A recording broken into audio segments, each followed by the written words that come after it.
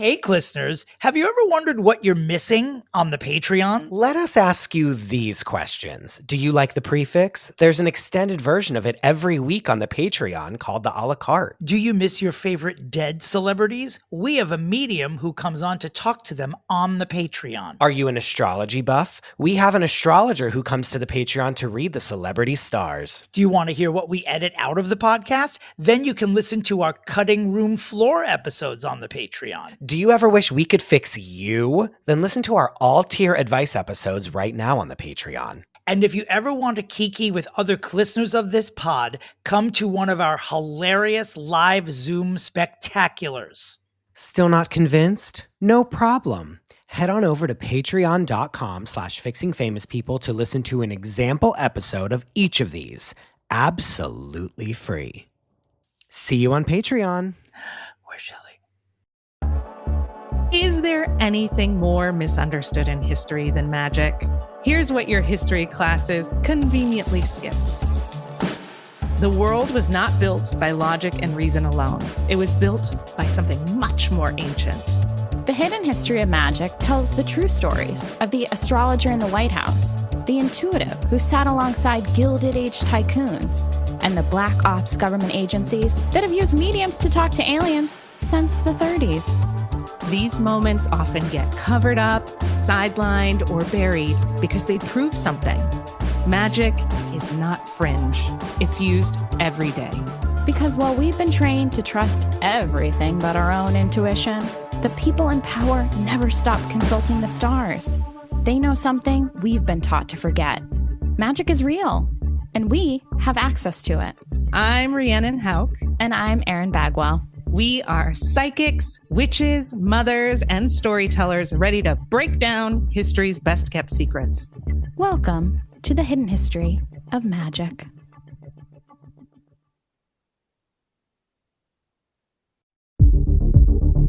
This is Fixing Famous People, the podcast where two reality television producers pitch solutions to save celebrities in dire straits. But first, let's get to the Pre-Fixe, your weekly pop culture roundup. Oh, listeners, Christopher, it's a week of mysteries. It's a week of mysteries. Not just is the world going to survive the year of our share 2026, but is Jim Carrey a clone? Is Rihanna in the studio? And are Zendaya and Tom Holland married? It's a week of mysteries that we will try to solve here. Here's one mystery I'd like to also put on the table. Mm-hmm. Having just in the past hour landed from a wonderful long birthday weekend in Puerto Rico, this is my question to the world. Why are you unable to go down the plane aisle without hitting me with your bag when I'm sitting in the aisle seat? Why, if the flight attendants are able to move a cart that will feed 200 people without touching me, why can't you do that? Why does your purse have to hit my shoulder? I'm not talking about body size. That's beyond. I'm talking about you're your someone, items. Yeah, truly a purse. The purse is whacking me in the face. Yeah. And with absolutely no remorse whatsoever. Do you not see me? I'm pretty short, so perhaps they don't know that there's a human being in the seat below the headrest. They just see over your head. They just see over your head. They just see a beanie sitting there. I don't know. But I will never understand. I walk down there looking like I'm in a straitjacket. Whatever I have with me, I have in front of me, clutched to my chest. So it doesn't touch anybody. Like in a cartoon when the person got flattened like a pancake and they turn sideways and they're just a line. You know what I mean? Yeah. That's what I am when I'm walking. Yes. 100%. That's how I walk to the bathroom in the middle of the flight. I don't want to touch anybody. Yeah. Why can't you all do that? Here's why. First of all, this is giving vintage FFP. This is remember in the first I want to say 30-ish episodes of this show. We talked about hot air balloons and shit. Yeah. And air. Remember when you got that beer spilled on you on the plane? Oh, do you remember that? My God, that fucking bitch. Yes, I remember that. So here's what I'm going to say. It's not going to be great. No one's going to like it, but here it is. In New York City, we are always on public transportation. So we have a spatial awareness that people that live in the suburbs do not have. Uh-huh. We are like, oh, we're on the train. Oh my God, here, let me pull my bag up so this other person can sit down. I'm like on the train car, and I'm not trying to like take over the whole train car. I'm just trying to fit in my little section and have other people be able to be on the train car with me. People that drive everywhere and that live in a house with a yard and like don't have to ever like share anything with anyone. They're it's like, true. It's their plane and we're just on it. And they're like pumping through. I gotta see. Yeah, you're so right about this because Correct. It's not. Right.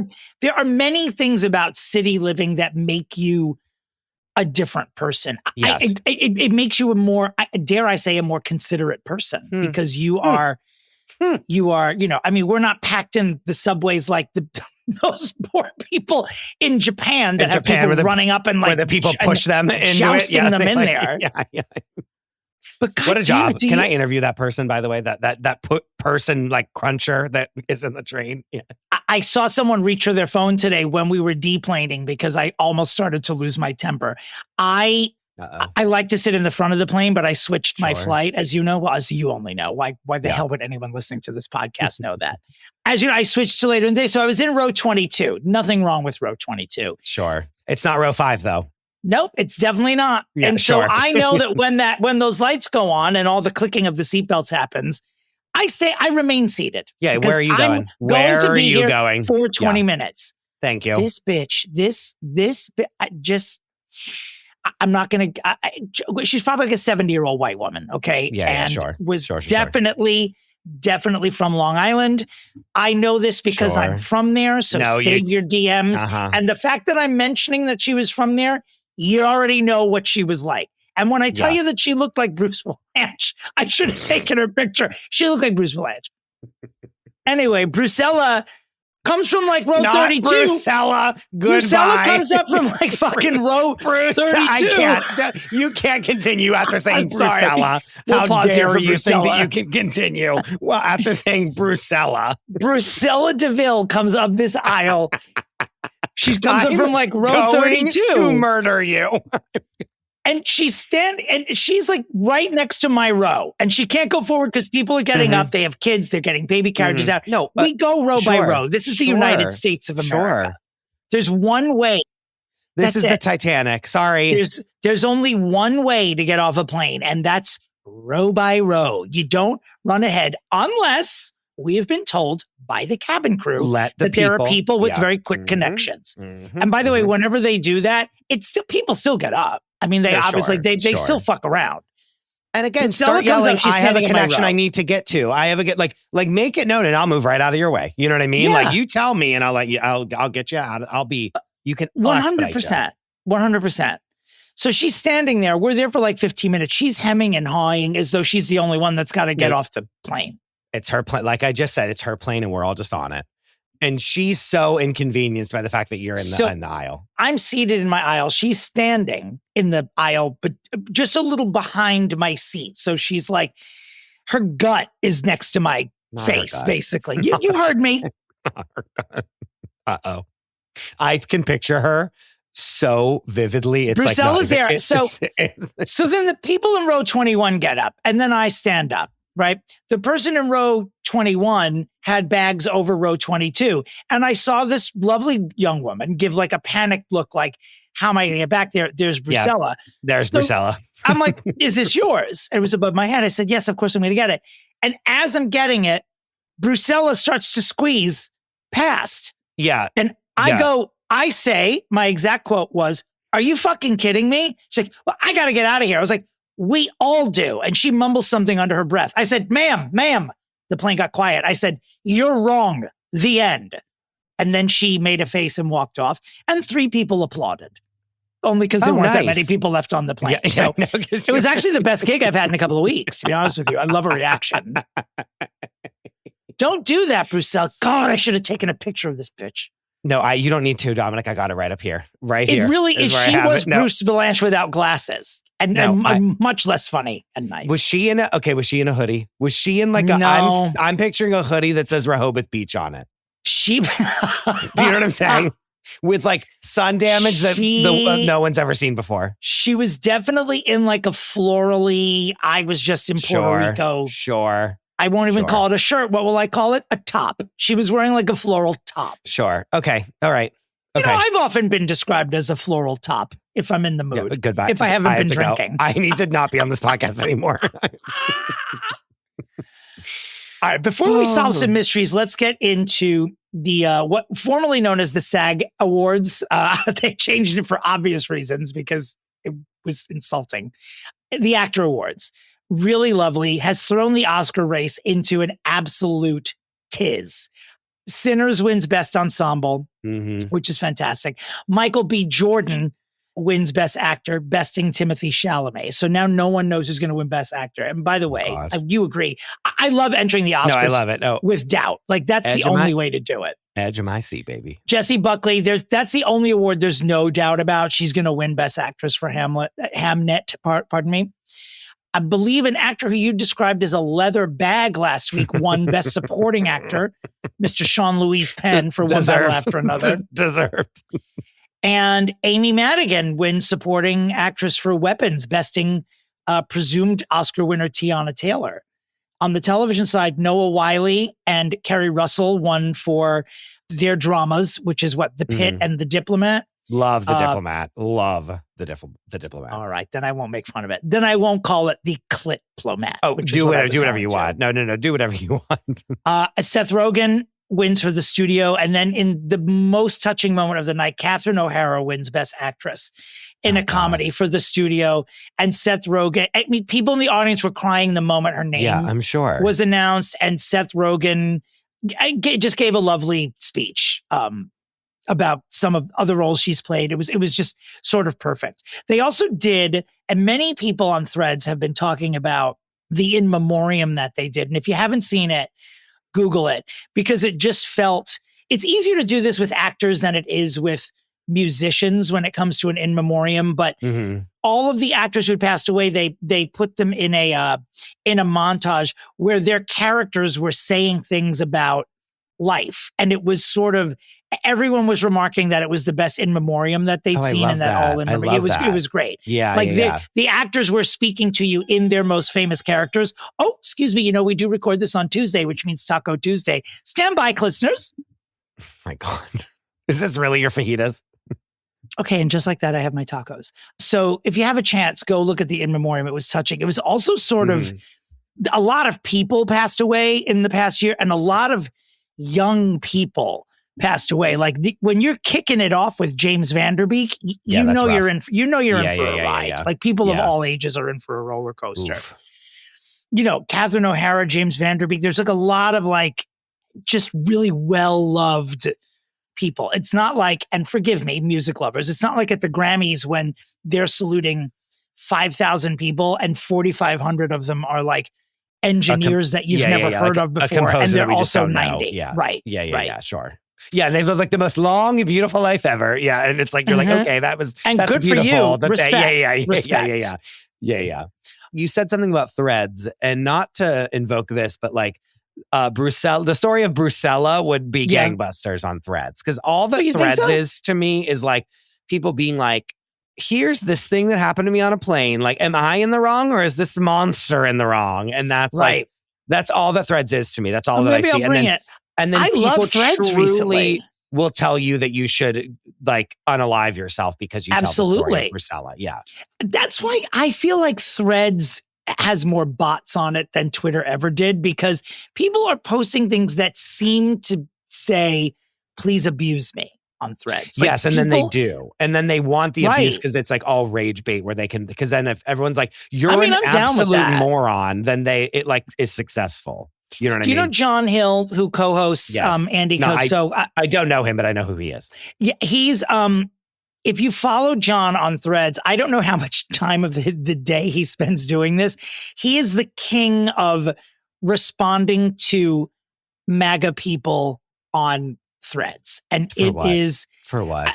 But Christopher, what I say, all he does is pull out their photos and say things like, if people are like, I don't understand why Barack Obama, blah, blah, blah. He'll say, I don't understand how a cow with 4 stomachs has a Threads account. It's truly like, sorry for the fat shaming, but it's truly like he gets very guttural and it's kind of brilliant. There's this girl that like is on Instagram that I follow, and I literally could not tell you what her Instagram name is, but I will. I'll repost something that she does like once I see her next.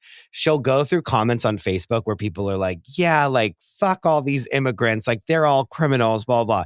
And she'll find someone in a comment on Facebook, and she'll go onto like the arrest registry and pull up all of their mug shots and be like, oh my God, oh, these people are criminals. What about you getting arrested for like grand larceny 3 times? And then like posting screenshots of their mug I love shots. Receipts. I love receipts. It's so satisfying. And yes, is it divisive and sowing like hate in the world? Yes. Am I watching it every day of my life? Yes. Yes. Yeah, that's all. Okay, anyway. Christopher, mysteries. Speaking of mysteries, Rihanna posted something from inside a recording studio on socials this week. So is she lying? We can't handle this. Don't do this to us now. Don't, you know what I mean? Like, is she doing it or not? We know she doesn't need to, but it's got to happen sooner or later. No, right? but she wouldn't be doing this if there wasn't something. She knows better because we will like come to her house and like break the door down if we know that there's like an album. Do you know what I mean? Yeah. And just since there's one other Rihanna story this week that I am loath to discuss, but so why is Rihanna friends with Don Lemon, and why are they posting pictures of themselves on the internet together, cheek to cheek? And Don's like, I'm with your girl Riri. I'm like, Don, go storm a church. Stay away from Rihanna and put her back in the studio. P.S. though, allow me to say something nice. Who the fuck knows? However, I will say she like loves Housewives. Like she's like texted Dorinda being like, can I come to Bluestone Manor and stay there? Like she like will get in someone's DMs and be like, what's up? Has she done it? Does Dorinda? So. But I don't think Dorinda would ever even tell me if it happened. Oh, good for her though. You know what I mean? Like in that way. Because she's like, yeah, this is like a big one, P.S. Regarding Donald Louise Lemon, he turned 60. And I'm going to say, a bitch looks good for 60 years old. He's I've got to say, years old. 60. I'm 60. Goodbye. Why did I do that? Yeah. As someone who just turned 55, I fancy myself the white Don Lemon in that respect, as far as being as aging like a fine milk.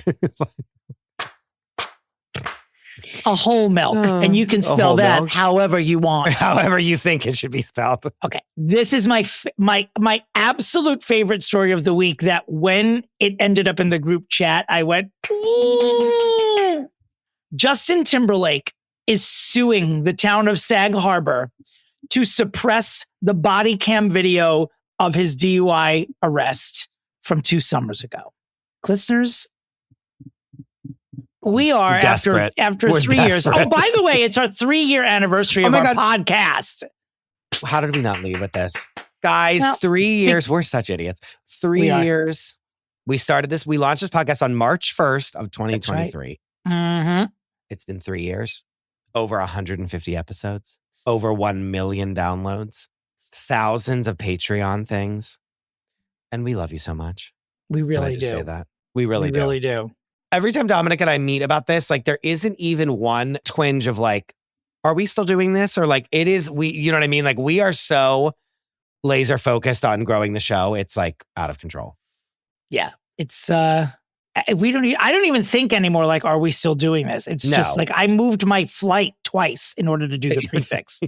It's just our life. And getting back to Justin Timberlake, because of all of you, Chris and I are able to make this podcast it is a job. It is a job that makes enough money that I would like to donate any profit we make in this calendar year to Sag Harbor to fight Justin Timberlake. To fight this. Yeah. As an anniversary present to us, I want us to go into the Fixing Famous People account and just hire whoever Sag Harbor's Johnny Cochran is. I want him there. I want to see the body cam footage of Justin Timberlake saying this is going to ruin the tour. Like Dominic, have a it's not a want. Thinking about it. It's not a want. It's a need. Okay. Yeah.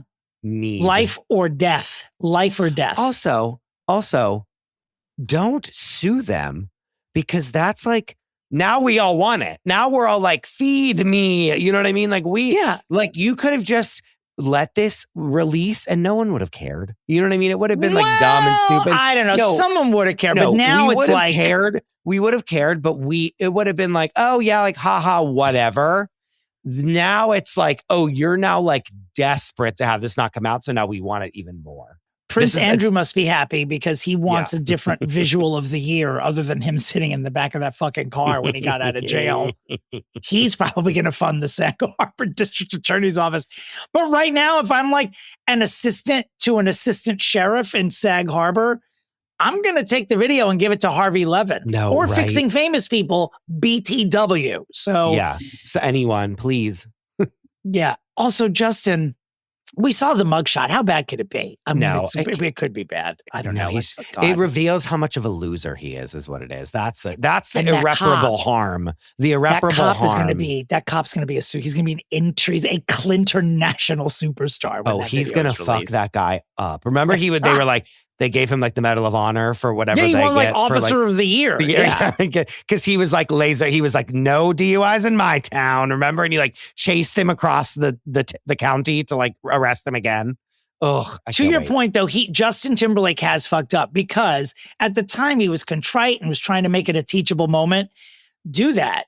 He would have looked cooler, which he's in desperate need of, by the way. He would have looked cooler if he had just been like, God, that guy's a fucking dork. That's why I don't drink anymore. Instead of saying, please don't release it. Because what's going to happen? He needs it. His reputation's shit. I know he needs some cred. It was shit before then. Like, just release it and write a song about it. Maybe Britney will write a song about it. That would bring her ass out of retirement. To quote his own songs, what goes around, comes around, comes around, comes all the way back around. Back around. Yeah. Great song. Much to my great chagrin, I must admit that it's a great song. There's a lot of good songs on that album. Yeah, he has great music. Anyway. He was it. He was like Harry Styles times 10 when he broke from NSYNC and started doing that. He was great. Yes. He just got douchey. He just douched out. Happens. Yeah. Happens. We tried to fix him. Another mystery. Law Roach is on the carpet. I think it was at the Actor Awards, and someone asked him because he styles Zendaya, and someone was asking about Zendaya and Tom Holland's wedding, and Law Roach goes, "They already got married. You missed it." And no one will clarify whether or not it's true, including Zendaya's mother, who, under a clip of Law Roach saying that Zendaya and Tom got married, just puts a smiley face or a haha face or some bullshit instead of saying yes or no. No, I like that. See, I had so much respect for Beyonce and Jay-Z back in the day when they got married and like none of us knew anything. It really made me respect them a lot because they were like, I'm not going to try to cash in on this at all. And I love that the two of them were like, oh yeah, we got married. No, just no one knew. I'm with you on the secrecy. I think that's very cool. But once someone has spilled the beans, then just say something. I don't know. But let us know. Because we're getting rabid over it, and I like that. But you know what the thing is too? Because we're rabid over these many things, I'm wondering, I feel like everything that happens now that we don't have a definitive answer on is a distraction from the Epstein files. 100%. What it is. I'm like, there's no way Zendaya and Law Roach are in the conspiracy to keep the Epstein files away No. Okay, let's get to our last mystery. Jim Louise Carey appears to get a Lifetime Achievement Award at the César Awards, which is France's equivalent of the Academy Awards. He has had work done. He has obviously had filler or planing and some other nonsense. To me, it looked like Jim Carrey with a little bit of filler. But when I tell you that the internet over the weekend was insisting that this was a clone, and I'm thinking, do we live in a world that's so preposterous that people think that would actually have been true? That the César Awards are so important that Jim Carrey would receive a Lifetime Achievement Award and send a clone? Because I don't get it. It's also like, of all the people, like Jim Carrey isn't like on every red carpet all over the place. Like if you told me Sabrina Carpenter was a clone, that's a story. But like Jim Carrey, they don't need to clone him. They can be like, oh, he's just living a quiet life somewhere. Like and if he's being like taken away, you know what I mean, by like the Illuminati and like murdered, you know what I mean? Like they're like, oh, he's just like doesn't want fame anymore. They're not being like, here's this clone. Like Hassan's favorite conspiracy theory is that Avril Lavigne died and they replaced her with this woman named Melissa. I can't. And so like that, but it's like a very, very like old, like it's been for years that people have been saying this. And so, but I'm like, yes, she was like at a very famous time in her life whenever this allegedly happened to her. It's like Jim Carrey's like so far past his prime. Like a clone is not needed. What I'm saying to you. He's a 64-year-old man that got filler. Now, sometimes on this very broadcast, when someone goes too far, male or female, we will say something. I don't particularly have anything to say to Jim Carrey the way that I would to Bradley Cooper, because the world isn't trying to look like Jim Carrey. He's an attractive guy, but he's average looking. Bradley Cooper's been given God's gifts physically, and to fuck with that, I feel like is a sin of its own and bizarre. Sure. So I don't understand. Also, the end result there was Barry Manilow. The end result with Jim Carrey is just, I'm 64 and I look like a 64. Like I got work done because I'm 64. Yeah. Right. He wasn't anyway, right before.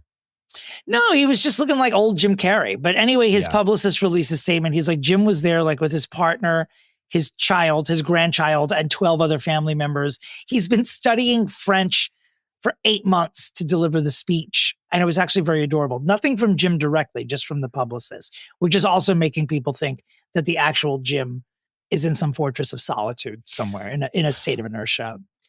Let's say it is a clone. Let's say he's a clone. What does that mean?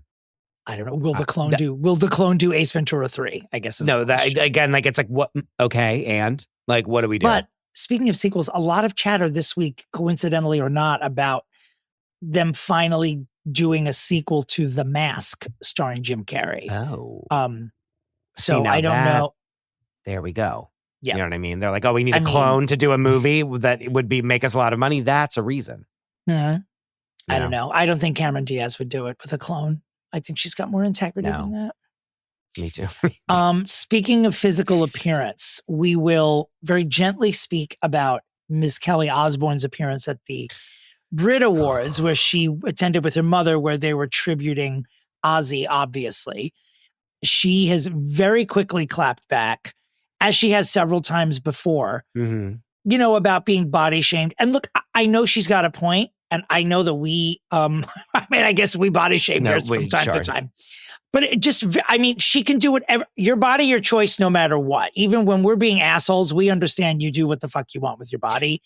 But very interesting choice to appear like bare shouldered when you are losing that much weight. And I don't know something is being combined with her grieving, but she is grieving and she should be treated gently because of that. She's obviously taken her father's death, as one would, very hard. Yeah. But every time she appears in public, she seems to be dangerously thin. And I think now it's more concern than mocking. I mean, the internet will mock no matter what. No, but sure. She is like, this is now veered into Britney's territory. You know what I mean? Of like we're again, Rebecca said a 911 situation. We're not ha-haing anymore. We're like, oh, this is really bad. We're not. And if we're not making fun of your physical appearance, that then means you we're really know it's bad. concerned. Here's what I need to say is like, and this is mean also, but like, do you need to show up to every single thing? You don't. No. I know that's never like the tributes though. It's because it was the Ozzy tribute. I think we won't see her again for a minute. If you're in a really bad place, like you can not go. Speaking of people who should have stayed home, let's briefly speak about Shia LaBeouf, who gave an interview about his shenanigan in New Orleans. And in the interview says, and I quote, "I'm afraid of big gay people. They scare me." So something happened. We don't know the details. I don't know if a big gay dude touched him or got close to him. He said like he touched his leg or something like that. Something like that. But then to give an interview and to be dumb enough to say, big gay people scare me. I don't know. And he just kept digging the hole deeper and deeper. He's like, I've never had a problem with gay people. And it was just the strangest interview. He is No, he said it. That makes me homophobic than I am homophobic. He did That's say what he that. said. He didn't say I never had a problem with gay people. He said, and then he tried to blame. No, he did. He said that, but he also then followed it up with the homophobia comment that you said. And then he said, and he tried to blame the reason that he was getting arrested was because of these 3 big gay men that were touching his thigh. Right. And I'm like, okay, so because they touched your thigh, that mean that you had to headbutt someone? I don't think so. Every single person listening to this already knows how much I fucking hate him. He is a waste of fucking space. Go, like, after being an abusive person to FKA Twigs, after being all these things, like being a horrible person, being a plagiarist, stealing people's art, and then trying to be a fucking like, what was it? A performance artist and try to play it all off like, oh, I'm such an artist. Yeah, you steal other people's art, you fucking piece of shit. And I just, everything about him makes my blood boil, and I fucking cannot stand him, and I need people to stop giving him a platform. Period. And I'll get off my soapbox. I'll get off the box. Put that box back in the corner where I need some Palmolive. You know what I'm going to say now as a button to this. You still want to bang him? I'd still hit it. I would still... I He's would actually like very gangly though. He's not like remember he like really had to like get like really muscular for like some role. He like he's not that anymore. He doesn't look like that anymore. No, he's a little trailery now. Just nothing wrong with that style of home. But he does look a little trailery. No, he you does. love that. You love that. In white people, I do. In white guys, sure. I love it. Sure.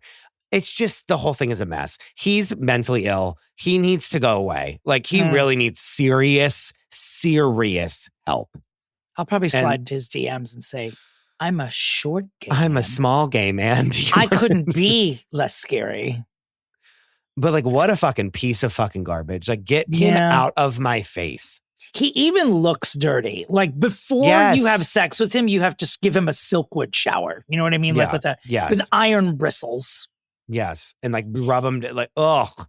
And he clearly has no one in his life. Like they're like with that interview with whoever the fuck that person was that he was in the interview with. All these other podcasts are landing these big interviews. People must be afraid of us. Does that mean we're powerful? We're not trying. We're not trying to like cozy up to these people. Whatever the fuck charlatan was interviewing him, I was just like, why is this happening? And 2, it's like, you're seeing someone in just so much, he's clearly in so much pain and like has no idea. Like he has no one in nothing. He's spoken about his childhood before. It was horrific, bizarre, horrific childhood. Truly. Yes. But again, that doesn't excuse your behavior. So if you ever wonder if you're fucking your kids up, look at Shia LaBeouf. Yeah. Because you probably are. So if you're questioning your parenthood, just if you want Shia LaBeouf to be your kid, do a bad job. If anyone questions why he's on the unfixables list, you aren't anymore. Not after that. That interview alone ruins his life forever. Yeah. Speaking of ruined lives, I don't know how legitimate this is, but several somewhat reputable sources are saying that the producers of The Crown are in talks with Netflix to do a special or a few episodes based on the current state of the royal family with Prince Andrew, et cetera, et cetera. We need cameras up. I'm sorry to say. I don't remember who played Prince Andrew. No one. He wasn't on the show. My real question is, will the estate of Mr. Rogers allow the Lady Elaine puppet to come out of storage to play Sarah Ferguson? Because that's what the bitch looks like now. That's what the aiding and abetting old lady looks like now. Imagine that'd be so good. It'd be so good. I even think it would be good with the Lady Elaine puppet as Sarah Ferguson. No, I'm not even lying. It was such a good show. Even though there was really no point to it at all. It was such a good fucking show. I might have to those first 2 seasons though with were Claire Foy.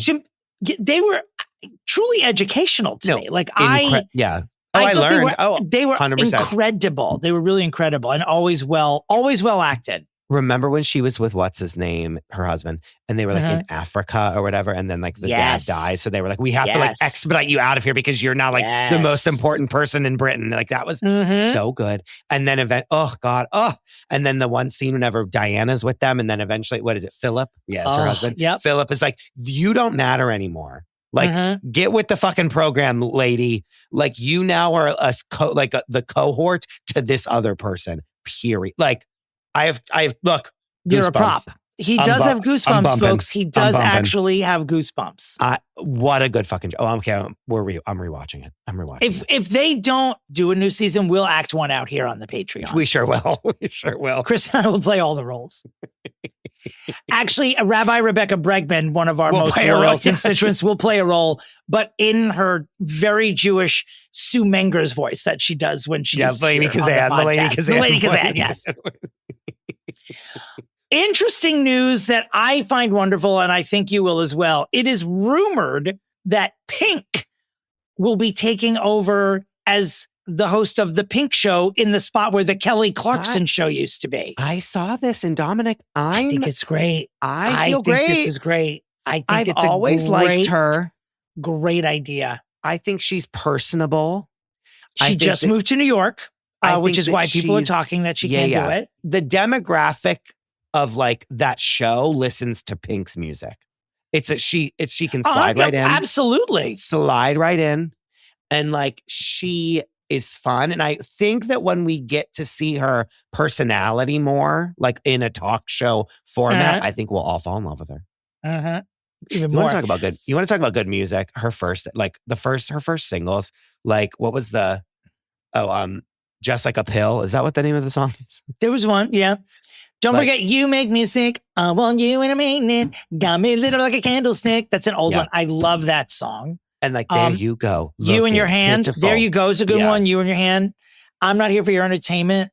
You don't really want. Oh, that is You in Your Hand. She's got a catalog. Yeah. She's one of those that when you sit down and you're like, oh, she's been around for 20. Yep. To the middle of nowhere. Like, great. Why don't I sing She's that been in at our lives for karaoke? 25 years. Yeah. Yes. I mean, Lady Marmalade, for God's sake. Yes. No, she's great. She could do her like Pinky Okie. Or whatever that would be called. Was it Tom in the group chat that asked if she, instead of Kelly Okie, if she was going to do some aerial tricks at the beginning of every show? No. I mean, she does it. Have you ever seen the video where the woman is standing on her abs and she's doing like what do you do when you like lift your head up and then you lift your like 6 inches? Is that what it's called? Like you lift your head up and you lift your legs up. So it's just your core, like lifting your whole body up. And then someone's standing on her abs and she's singing. Have you ever seen this video? Never seen that. Oh my God. I see it all the time. I'll send it to you. It's crazy. Yeah, she could do Cirque du Soleil at the beginning. Did you say Cirque du Soleil? Because if you had, that would be a great metaphor into this next story about Will Smith. Wait, I didn't see. I saw it in the chat, but I didn't click on it, so I can't wait for this. Will Smith is asking a judge to toss the sexual harassment suit against him. He's calling it a money grab. Remember, was it like a violinist? Yes, it was that violinist. Yeah, a violinist, yes. Sexual harassment. Saying it's a money grab. The person that's suing for sexual harassment, his name is Brian King Joseph. His lawyer has said a jury's ultimate determination matters more to us than Mr. Smith's opinion of the case. All these like the O's icons, Will Smith, although he's more 90s than O's, Justin Timberlake, everyone's saying, I don't want the court of public opinion. I just want things to go away. You can't do that. Because they know we're going to rip them to shreds. Yeah.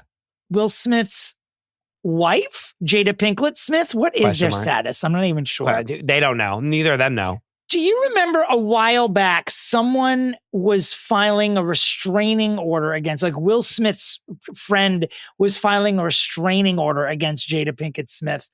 It has been denied. So she is free to roam the streets as she sees fit. I think she threatened to kill somebody. I mean, no, because remember the guy, was it the guy that was saying that like the assistant that walked in and said, I saw Will getting like murdered from behind. Yes. It was that guy. And then she was like, I'm gonna fucking kill him. And then the guy was like, I'm going to get a restraining order because you will kill him. Do it. Kill him. And speaking of that, it is revealed today on World Star of all places. Goodbye, Dominic. If this isn't true, I'm gonna smack somebody. That Chris Rock and Will Smith are going to be sitting down with ABC News for an interview for the first time since the smack heard around the world. Here we go. Appointment television. Dominic. No, but this is here we go because now he's going to try to rehab the whole. I'm just a matter of time. I'm pre-mad about this. Has it been 4 years? We are. Siri has just told me after 3 times of my asking her that we have edited out that it was 4 years ago that Will Smith smacked Chris Rock. So we still have another 6 years, by the way, that Will Smith will be banned from the Academy or attending the show. And that's that. I will watch. I don't lessen that sentence with this sit down. I'll tell you that much. I don't know. What's the big deal? I mean, I feel like if I went to the Academy Awards actually one time, I probably never want to go again. I think it's very much a never meet your heroes situation with me because I've grown up loving the Academy Awards, but I feel like if I had to sit through it, I'd be like, when will this end? When will this end? When will it end? Who's making their Broadway debut in the next few weeks, you ask? Megan Thee Stallion in the role of Harold Zidler in Moulin Rouge, the role that is currently occupied by Bob the Drag Queen on Broadway. And Megan Thee Stallion will be making her Broadway debut. That's very odd. I think this is the role that Boy George played as well. No, but Megan, a couple of years back. Like Bob the Drag Queen makes perfect sense. And I'm like, that's fun to me. But like Megan Thee Stallion? I've actually never seen it. The music, I've seen the movie many times. I've never seen the Broadway musical. No, I've never seen the musical either. Hassan saw it. I've heard mixed. It's a jukeboxy. Yeah. Right. My friend and yours, Peter, the designer of this coquille necklace that I'm currently wearing from Puerto Rico, walked out after the first act. He said it was the worst thing he'd ever seen. Like Megan Thee Stallion's way too famous to be doing this. She's not even Satine. Yeah, I don't know. Oh, but she can't sing the songs. That's why, right? She's like not really a singer. Probably. Yeah. I don't know. I mean, I bet there's a group of people that are going to run to see it now that she's in it. I would go just to see her, but like, it just doesn't make, that's a very odd thing. No? I don't know. It is a weird, it's the whole thing seems weird. She's like super famous. Like she's A-list celebrity. Is she not? I think so. I don't know why I have her as like A- instead of like sure, A. But like she's very famous. Yeah, she's very famous. I don't know. Maybe she just had nothing to do this spring. She's like, she's like, let me get on Broadway. Yeah. What is she? She goes, she's definitely, hey. Yeah. Hey. I'm in Moulin Rouge. Hey. Have you seen the thing where she's like, this body is like runs on Dunkin' protein shakes or whatever that like commercial is that she does. Hey. Anyway, okay, let's continue on. Right, speaking of A-list celebrities, let's talk about the renaissance of Lisa Rinna in 2026. Between Traitors and this new book where she's just trashing every motherfucker that's ever crossed her path. And then she sits down with Andy Cohen, and Andy Cohen goes on the loveliest little speech with her where he's like, you've always been there for me. You show up when I need you to, despite the history and leaving Beverly Hills. And you got everyone to come to my baby shower and all these like wonderful, they were definitely like stroking each other because in one of Andy's books, he published or revealed some text conversations between himself and Rinna was pissed. And that was sort of like a kernel in the beginning of their falling out. A crack in the... There was also a rumor that Andy quashed this morning on a Sirius that Rinna was offered $1 million to rejoin Real Housewives of Beverly Hills. He didn't even know it was a rumor. John Hill had told him about it, and he was like, "No." He goes, "It hasn't happened." And if John, she would have said yes. I don't. A, that she wouldn't have, and B, $1 million is not enough money for Lisa Rinna to join Beverly Hills. Not at this point.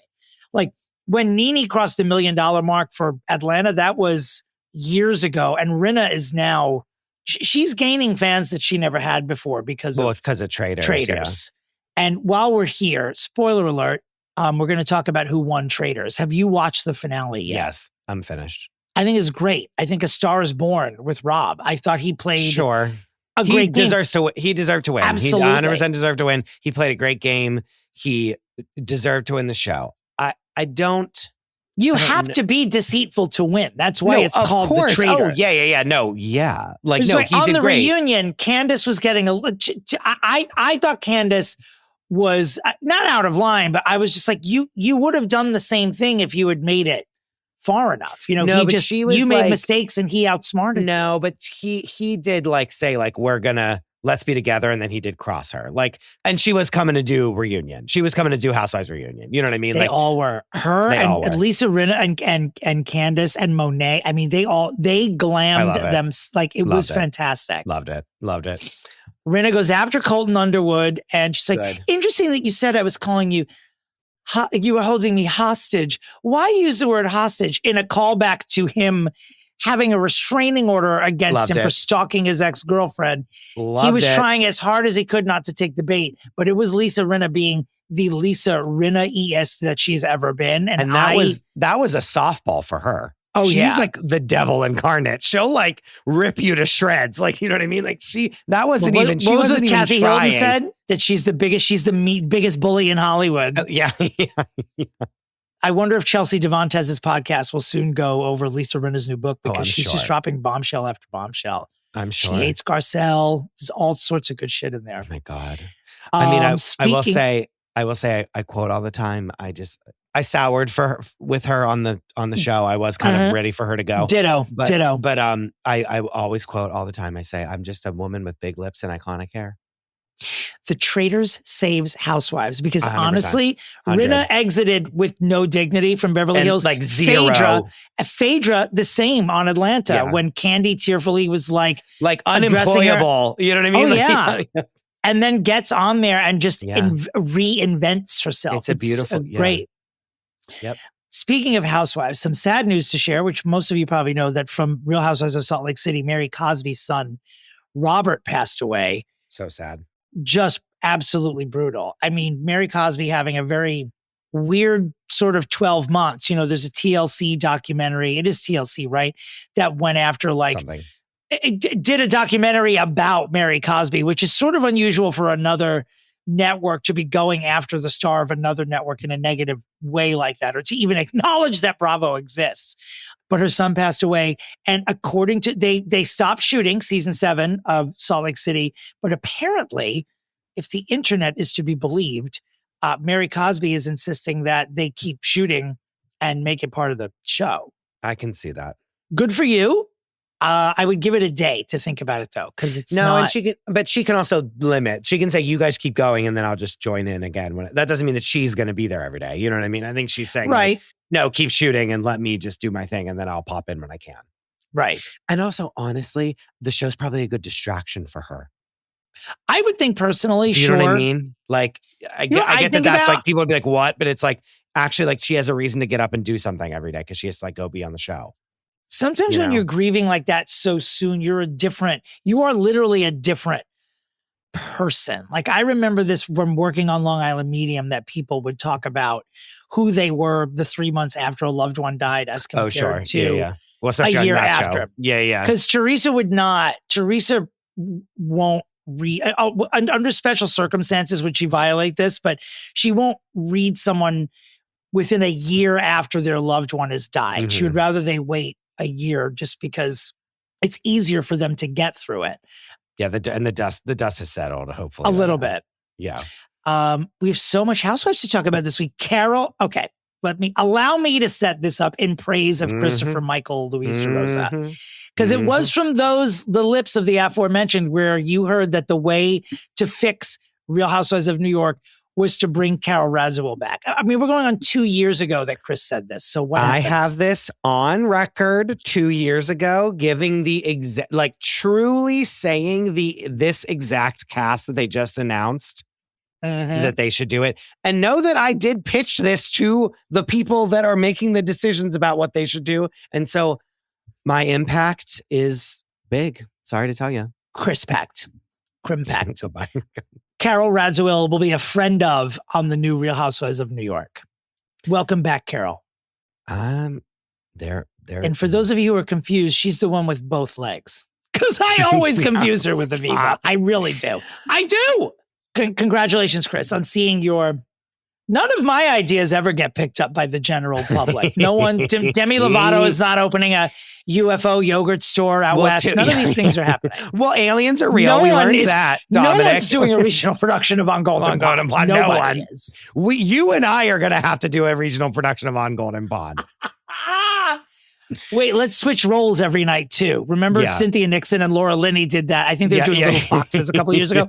They switched roles on Broadway. Let's do that. Here's what I'll say, though. Carol's in the zeitgeist because, one, she was best friends with John Kennedy and Carolyn Yes. Bessette, who have like She kind of sure like being was. reintroduced to like a younger generation currently. She So sure was. one, there's that.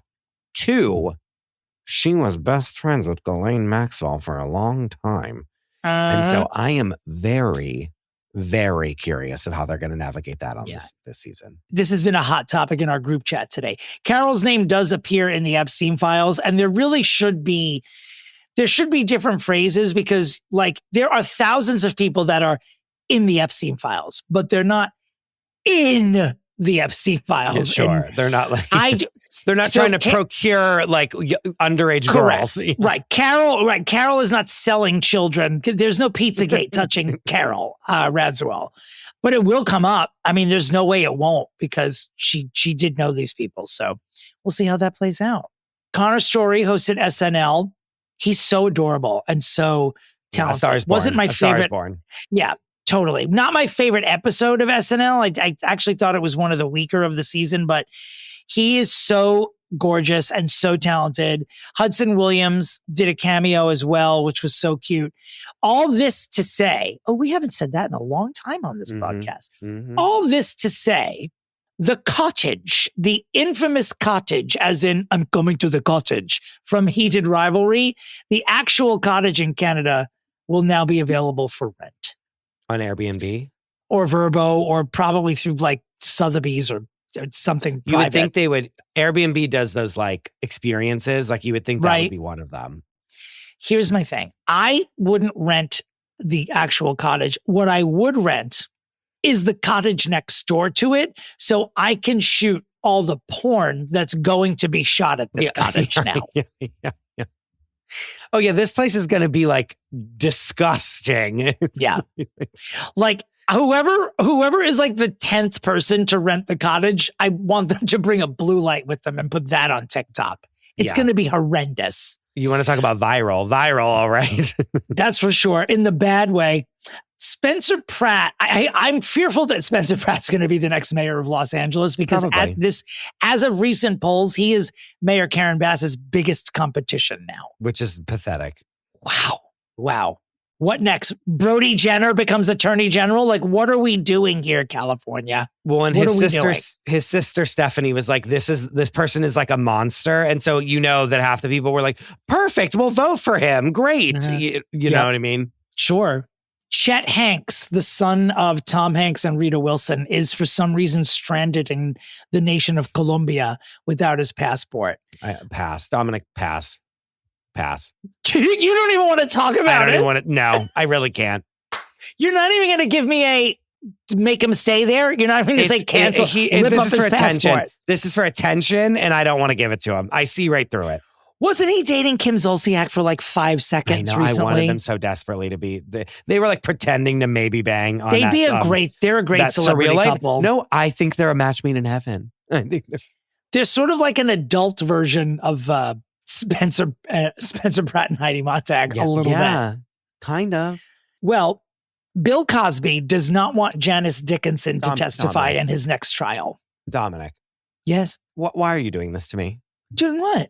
Running through a list Bringing of people you up hate. Bill Cosby. There's a hate block here, and the C block of the prefix is people you hate personally. Bill Cosby is trying to get Janice Dickinson to not testify. For who?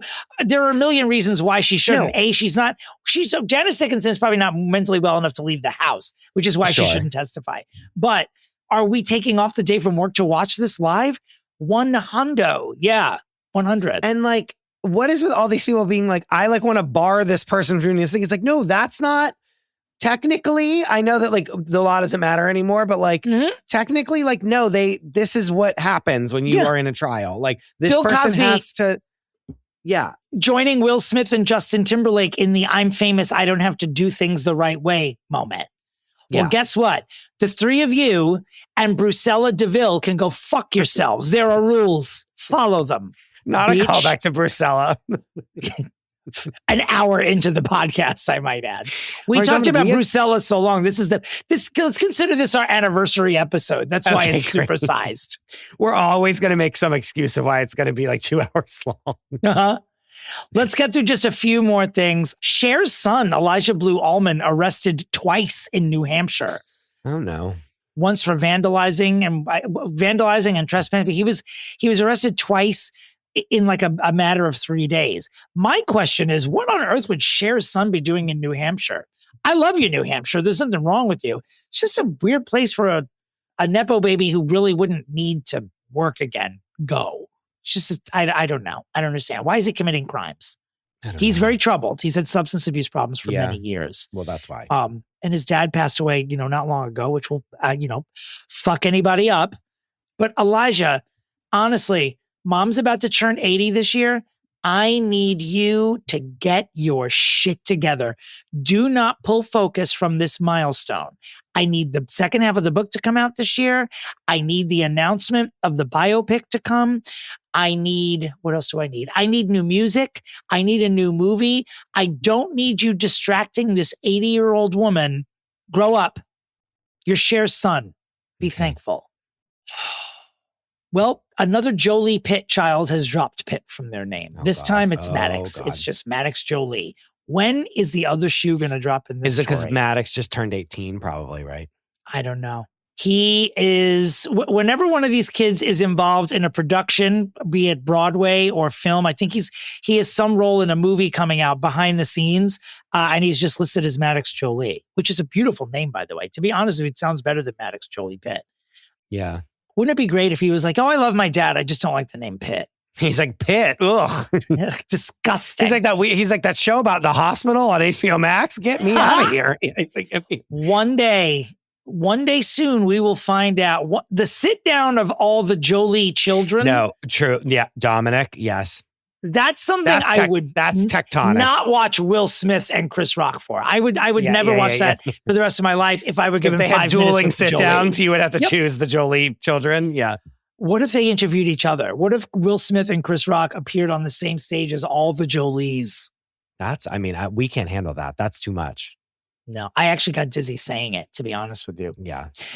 This bothered you more than it bothered me, mostly because I haven't really watched it yet. But after 2 seasons, Palm Royale has been canceled by Apple TV. Sad. You really liked the show, right? I thought it was great. It was funny. It was serious. It was beautiful. I love the sets. I love the costumes. I love the story. It was just so funny. I liked it. But Apple doesn't try with their shows, I feel. I feel that like people like us, like we're not the demographic for their shows other than the studio and like Severance and Morning Show. But Severance, yes, is like for us. Morning Show is for like people that like chaos. You know what I mean? Like the Morning Show is like the most bonkers show you've ever seen in your life. Like the rest of their shows are for people that aren't. It's not for us. I don't know what to say here, but people that don't like good TV go there to watch these weird shows and be like, this show was so great. And I watched like one episode of it and like, that was like, this was terrible. So it's like, if something's good and like, we like it, it's like probably not going to succeed. Does that make sense? It does make sense. We're just going to get one more story in here on our supersized prefix before we do a little bit about what's coming up in the a la carte today. We now know the new date that Diddy will be getting out of prison. We'll tell you all about that. The sequel to the movie Heat seems like a real thing, and that it would star Christian Bale and Leonardo DiCaprio.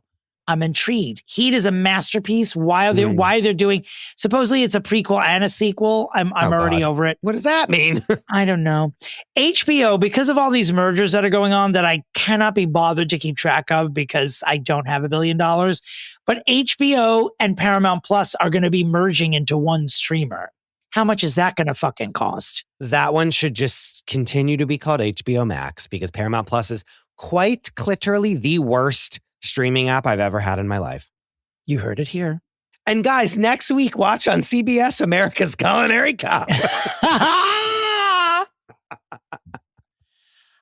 Denise Richards ends up having to pay her asshole ex a monthly stipend. Oh, I hate that. Okay, I'm going to get mad about it. The Spears Federline boys are seen out in public together for the first time in ages. They are grown men. It is scary. Oh, yeah. Cardi B eviscerates her ex, Stefan, on stage in concert. And Benny Blanco, husband to Selena Gomez, is filthy. He's just filthy. Wait, did you see the pictures of her like kissing his feet? Is that what we're going to Yeah, it's disgusting. It's disgusting. She didn't even have like a scrunge with her to remedy the situation. He's literally, he's dirt. People think she's a clone.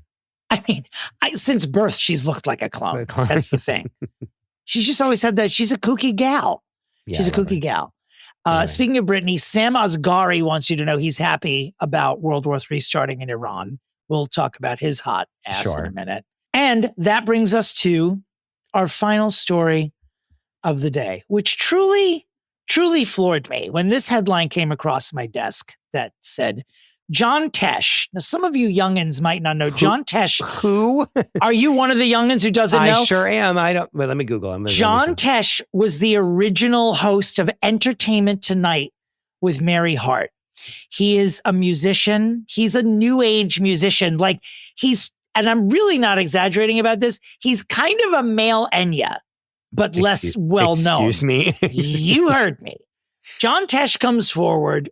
I guess you have to be a certain age to appreciate the story as much as I do, and says, John Tesh says when he dated his ex, Oprah Winfrey, they experienced horrible discrimination. To which I was like, discrimination is terrible. But also, John Tesh dated Oprah Winfrey? You remember her having a celebrity beau before Stedman Louise Graham? And also, like, what? Do you know what I mean? It's just like, okay, like what do I do with this? I need a full statement from Oprah Winfrey to tell me personally why I was unaware that she dated John Tesh. He's giving Dave Coulier. With a wig, sure. Yeah. But he's sort of that style, yeah. He's a big dude. He's like a big, he's sort of like a very white version of Stan Smith from American Dad. He's like that sort of jawed, all-American, blah, blah, blah. That's John Tesh. John Tesh is married to the actress Connie Sellecca, which I always said if Connie Sellecca married Tom Selleck, she'd be Connie Sellecca. And with that, Dominic, who are we fixing today? Sydney Sweeney. Sweeney. She needs it. Yes, she does. Happy birthday, Fixing Famous People. Thank you, listeners, for supporting us all 3 of these years. We love you madly. And we will see you right after these vital messages. As always, where's Nancy? Where's Nancy Guthrie?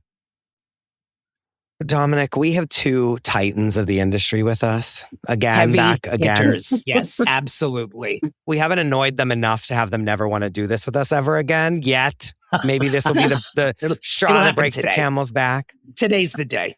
I mean, you originally know them from Even the Rich. You now know them from their new podcast, Almost Fameless. It's Brooke and Aricia. Thank you for coming back and being with us. Oh my God. We will never be sick of you. Yeah, okay, truly. Never. So you guys are like running a podcast empire at this point, basically. Well, we just got our LLC. No big deal. Incredible. Welcome. Love it.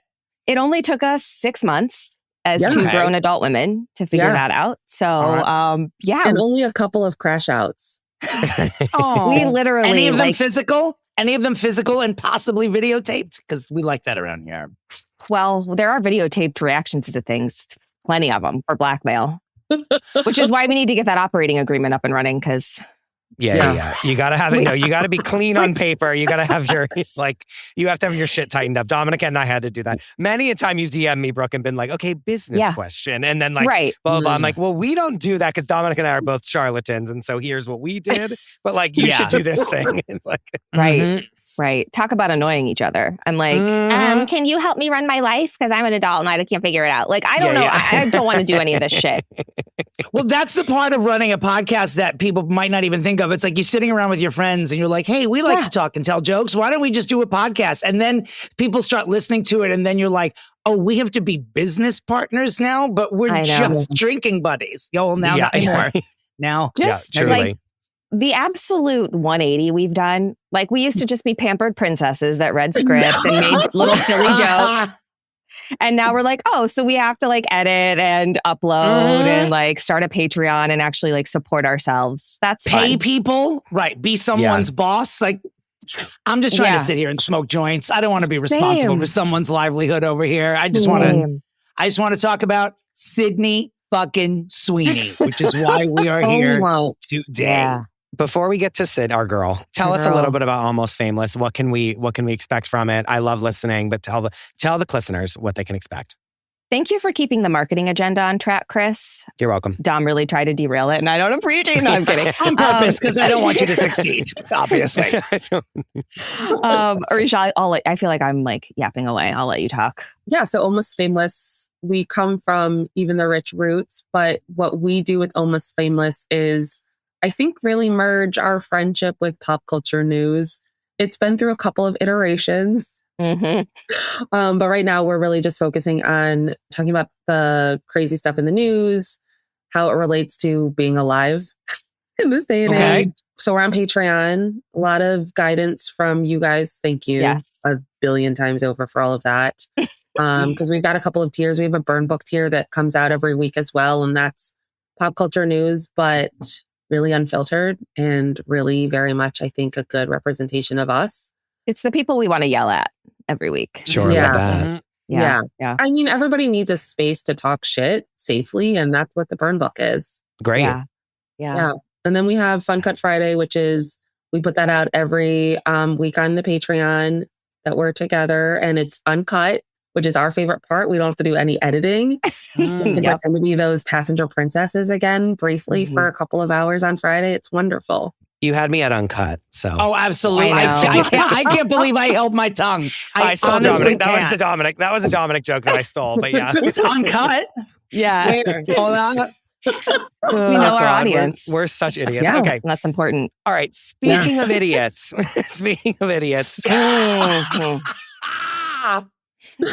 You guys. Where do we begin? We're here to talk about, we're going to begin with the middle name game. And I've been looking forward to this through all the research I've done about Sydney Sweeney, which started approximately 8 minutes before we hit record today. Correct. That's a lot of research. The middle name game. Yeah. This is where Christopher and our guests will guess the middle name of the person that we are fixing. Please play along. Sydney Sweeney of Virgo, born September 12, 1997. She's 28 years old. She was born in Spokane, Washington, a little town that you may know of because that's where Rachel Dolezal, a white woman, was head of the NAACP for a short period of time. I was like, wait, Rachel's black, right? Yeah. What? She's black. Oh, Aricia, She's we'll black in talk her soul. offline. I have bad news. Rachel Sydney Dolezal also and being Sweeney. Dominic's favorite person alive, by the way. Right. Oh my Because what God. exactly. She's in her own way, she's an icon. Sydney and Sweeney are her birth certificated first and last names. Okay. What is Sydney Sweeney's middle name? Now, on the Dominic Pupa scale of 1 to 10 gettability, 10 being I know someone's going to get this middle name is wild to me, and I'm giving it a 2. I think no one's going to get it, but it's going to... Fuck. Okay. Oh my God. And I've also gotten in the habit of saying, like, this isn't a person's name. It seems like a family name. I will say that this is a person's name, but it is still wild to me. Okay. Hola. Sorry, my dog is going absolutely berserk. The whole place is shaking. Sydney got to her. And I knew this would happen. Every time there's a catastrophe, every time we try to record. I know. See, this changes things for me because if you think I haven't been thinking about this, like literally all week. Thank you for caring. Thank you for caring. I love to play games no matter how. Okay. basic they are. Okay. I'm going to say Sydney Loretta Sweeney. Oh my God. SLS. Okay. I had a name, as soon as you said middle name, I was like, I think I know what it is. I don't actually know it, but a name popped in my head and I'm just going to ride it. Alice. Ooh. Nope. I actually like that name. It's a For family. middle name Okay. in general.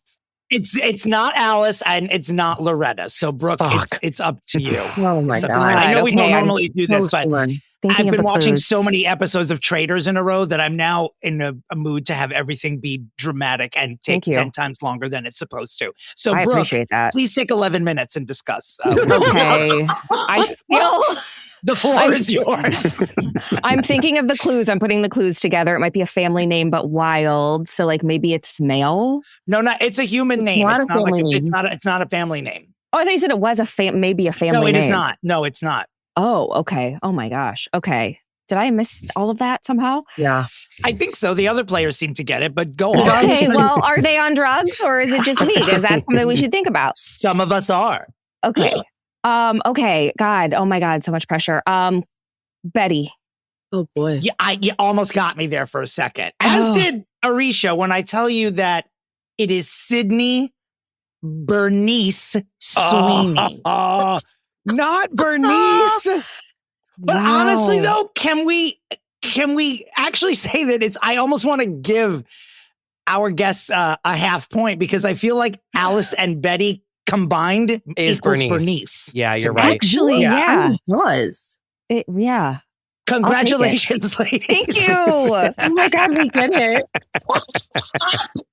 The astrology said that my year was going to turn around, and this is a Here it is. You're only in February. It's already happening. It's happening. Oh, God. guys, where to begin? I will say this. We held off for quite some time with Sydney because at a certain point when she became the spokesperson for eugenics. Jeans, when she became the cover girl for white supremacy, it seemed as though maybe we should stay away from her for a minute. And now here we are. She has weathered that storm. And Thank now God. she's ended up on FFP. Yeah, and not actually. She also, by a landslide, won the Fixie Award for most likely to be fixed, and needed to be fixed next year. So it's only fitting that we actually, do what the people want. And that's an accomplishment so early in someone's career, if you really think about it. You know? Yeah. And especially, Wild. too, I feel like she has been around forever for some reason. She really hasn't. But I feel like when I saw that she was 28 years old, and maybe, I know I smoke a lot of weed, but in my head, she was like 41 to me, which I know is insane. She presents older to me anyway, I think. And I just feel like we've been talking shit about her for such a long time. When I saw she was 28, I'm like, oh God, you got like another 40 years of this. I know. You saying At her birth least. year is 1997. I was like, Isn't that crazy? what? Yeah. Yeah, 97 hurt. That hurt a little bit. It did hurt. Right. It always a little hurts. offensive. Yeah. When was everyone's first exposure to Sydney Bernice Sweeney? Great question. White Lotus. Same. Ah. White Lotus. Needed her. Mine was, I believe that Sharp Objects was before White Lotus. Yep. Am I wrong about that? It was, but I forgot that she was in it until you reminded me when we started talking about doing her. Like, I forgot that she was in it. And Hassan and I were talking before we started recording, and we were talking about like what she was in when we first remembered her. And he reminded me that I said in Sharp Objects, I said, this girl is really good at acting. Like, and I remember her being just like a B character of a B character in Sharp Objects. But I remember they would like be rollerblading or roller skating down the middle of the street in that show, this younger daughter and the friends. And just the shots of her, I was like, she knows what she's fucking doing and like is good at this. And I remember her being really good in Sharp Objects, which I don't think got as much love as it should have, because I thought it was fucking incredible. I've never seen Like, it. Oh my God, It's what? great. It's worth a watch. It's really good. Amy Adams is so good in it. Chris Messina has never been hotter in anything than in this freaking show. Love him. Everyone in it was great. Like everyone in it was great.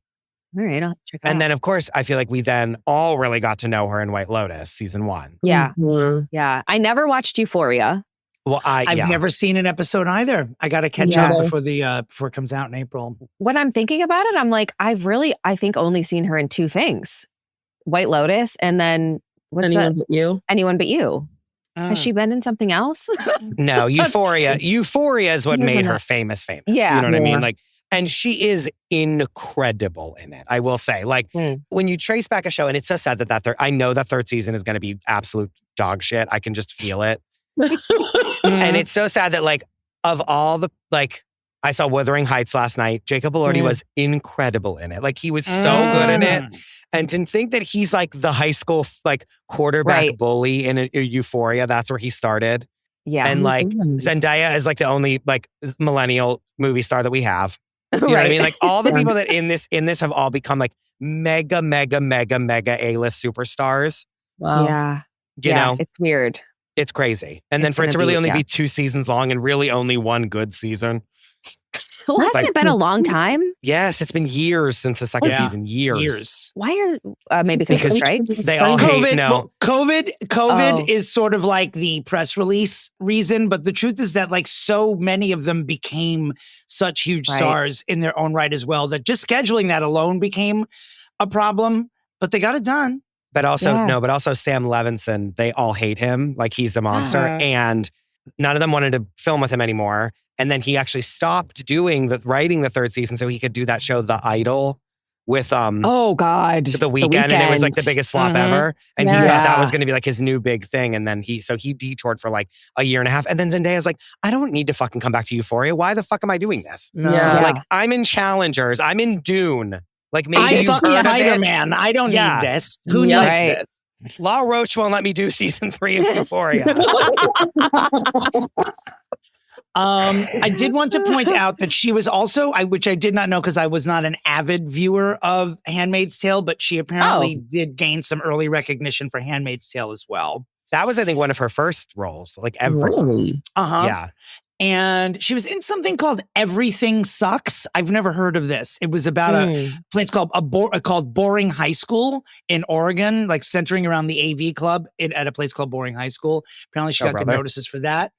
And a reminder that Sydney Sweeney is a 2-time Primetime Emmy nominee for White Lotus and Euphoria. She received nominations for both. That makes sense. So much like Chris DeRosa, the Academy also thinks Sydney Sweeney is a good actor. Well, I did too. And I thought she was a good actor in White Lotus. I hated her in White Lotus. I thought she was great. So I was like, she's good because her character. I hate her. Best. Right. Yeah. She, to me, is the best like B character ever. Like, she's a perfect B character in everything she's in. Yeah. So when she takes like an A role, you're like, eh. Yeah, like that Anyone But You. I feel like everyone hated that. Did they like it? I liked the movie, but that was where I was like, oh, maybe she's not a good actor. Are you speaking about the movie Christy, about the boxer Christy Martin? Is that the movie? No. Movie, yeah. Oh, what were you talking about her not being good in? Oh, what's it called? Anyone But You. Oh. The rom-com. I loved that movie when I first saw it. I was obsessed. I was like, rom-coms, they're so back, baby.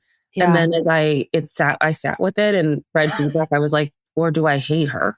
Aricia really likes to meditate on a rom-com after she sees it. I really sat with it. How does it make you feel? Right. Did anyone here see the movie that I just mistakenly mentioned, Christy, about professional boxer Christy Martin, which they sold as this is going to be Sydney Sweeney's Oscar nomination. And then everyone who saw it, their review was basically like, are you yanking my Johnson right now? Like, this is terrible. She's terrible in it. Is she? See, I thought that. I was like, okay, this could be her monster, Charlize Theron. Like, this could be her moment. Yeah, she wishes. She wishes. She does. Before we get there, can we back up? Wait, what it was? Oh, there was one movie that she did in COVID. After she was already famous on Euphoria, and I cannot remember what it was called, but it was a movie where she has all these topless scenes and she's like banging this guy and someone's watching them from their balcony or something like that. And the movie you're speaking about is called The Voyeurs. The Voyeurs. Yes. And she, like, they were like, we need to get the tits out for the boys. Like, you know what I mean? They're like, you were in Euphoria. You were in what's it called? And now we need to see like dem titties swanging, Yeah. Because men jerk off to you and now it's time to cash in on that. And I feel like that was a moment where people were like, is she this desperate for money?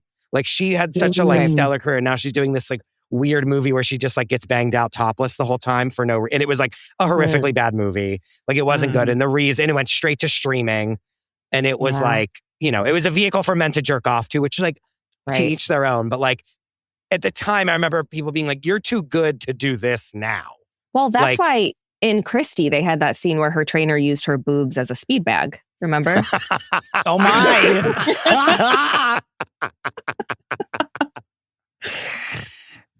Oh God, that's a Dominic Pupa right there. Honestly, I love that. I'm going to remember that. Oh God. You know what she gives me as we're like chatting about her, and I'm hearing Chris say like she's just a great B person. There are certain people that are, and they only dip into the A territory with very little success. I'm thinking specifically of like a Rachel McAdams. She's giving me a little bit of like, God, what the where fuck are was you her going? I'm going nowhere, but I'm just like looking. I'm nervous. No, I'm not going anywhere, but she gives me that. But it's almost like she's sort of on like a Rachel McAdams trajectory, but she made a couple of bad personal choices. So now she's not like, we don't fuck with Rachel McAdams and she doesn't fuck with us. You know, like she just sort of, she's not promoting anything controversial. She's not in the tabloids. Like Sydney is the opposite of that. But she gives me, God damn it, what is Rachel McAdams' Mean Girls character? Regina George. Thank you. Yeah. If Mean Girls were made today, Sydney, or a few years ago, Sydney Sweeney is Regina George. 100%. Right. Yeah. Who is a B character in like a Hannibal Lecter way. You know what I mean? Like that's not the lead. Yeah. So yeah. I see what you're saying. Yeah. She would have been incredible in the new, but I know that they picked what's her name? Well, what the hell is her name even? Didn't we fix her? Renee Rapp. Renee Rapp. They picked her because she was in the musical and I get it. That movie was like, god-awful. But Sydney would have been great as Regina George in the new one. She has like the look down. She has the whole, you know. Really would have been. I just like Rachel McAdams though. I feel like she's underrated. She is. She's so good. And you're right. She's never in the drama. She wants it that way. Yeah. She wants it that way. She doesn't, she wants you to not know anything about her and she doesn't want. Yeah. Because she has she has dignity. I've heard lovely things about her where like she'll introduce herself to people who obviously know who she is and pretend, you know, she's always like, hi, my name's Rachel. I'm an actress. And people look at her and they're like, are you lying? Like, your picture was on my wall when I was a kid. Like it's very that, and that it's genuine. That she's like a lovely person. I like that. I'm happy to hear that. I love that. I love knowing that about her. Yeah. And then, I mean, she does all these roles. She's famous for Euphoria. And then we get to last year when she does an American Eagle ad that talks about her good genes, spelled Genes, and then crossed out and said jeans, like denim jeans. And it focuses on her blonde hair and her blue eyes. And I mean, what else do you say? At a time when Nazism is rising in America. Like, you know, like xenophobia, like anti-Semitism, Islamophobia, any kind of phobia possible is rising to the top of the heap in America. And she does this American Eagle ad.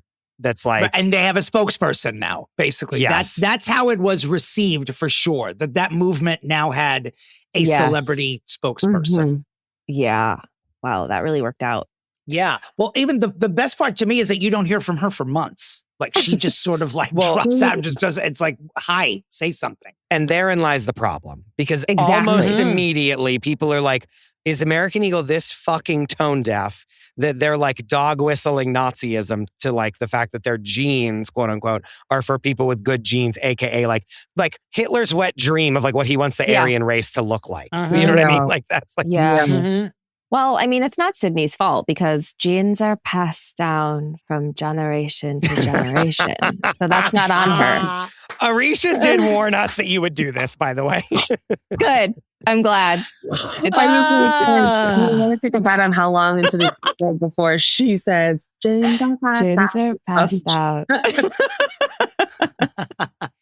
I'm surprised it took you this long, though, honestly. I was honestly, same.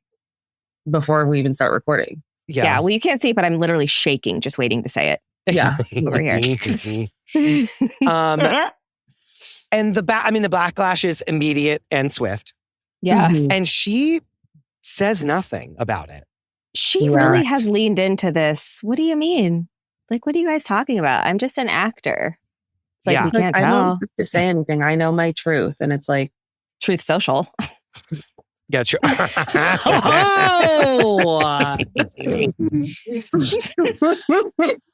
And again, like, even if you do believe this, like the de facto thing your PR person is going to say to you is like, just say like, oh my God, that's absolutely not what the ad was supposed to be. Like, anyone that we offended, we apologize. Did American Eagle ever say anything about it?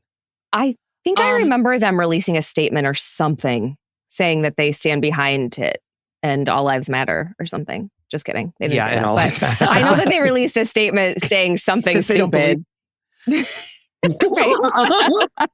brand has clarified that the campaign was always about the genes and celebrating individual style. And interesting to note that through all of it, they experienced a 17% surge in stock. That is good to know. And positive customer engagement. That's good. So, Well, the blonde, blue-eyed white race is finally getting the recognition they've wanted. Yeah. Yes. Sydney herself briefly addressed it back when this happened last year. And she stated that she is, quote, against hate and divisiveness, and that the campaign was about her personal style. She keeps fucking saying that. In every interview she does, she's like, I'm not a hateful person. I lead with love. It's like, but shut up.